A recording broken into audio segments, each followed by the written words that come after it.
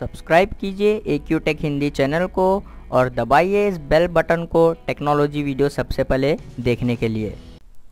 Hello friends, welcome back to my channel. दोस्तों आज की इस वीडियो में मैं आपको बताने वाला हूं दोस्तों, अगर आपके पास वैलोरेंट में एरर आ रहा है we could not install a required dependency, तो इस एरर को कैसे रिमूव कर सकते हैं। तो इस वीडियो को एंड तक देखते रहिए।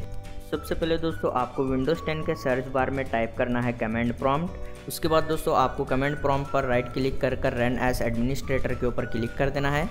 उसके बाद दोस्तों आपको कमांड प्रॉम्प्ट में इस तरीके से टाइप कर एंटर प्रेस कर देना है।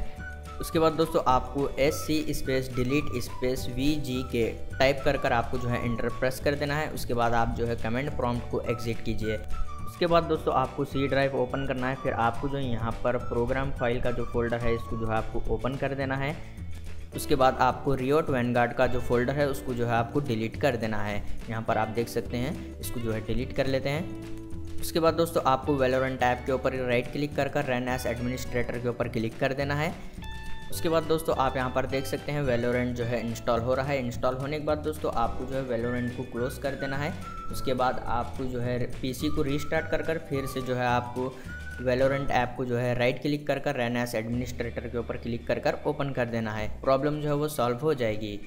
तो दोस्तों इस तरीके से वैलोरेंट का एरर रिमूव कर सकते हैं। उम्मीद है दोस्तों आपको ये छोटा सा वीडियो पसंद आया होगा, तो प्लीज़ लाइक कर देना और हमारे चैनल को सब्सक्राइब करे बिना मत जाना। मिलते हैं नेक्स्ट वीडियो में।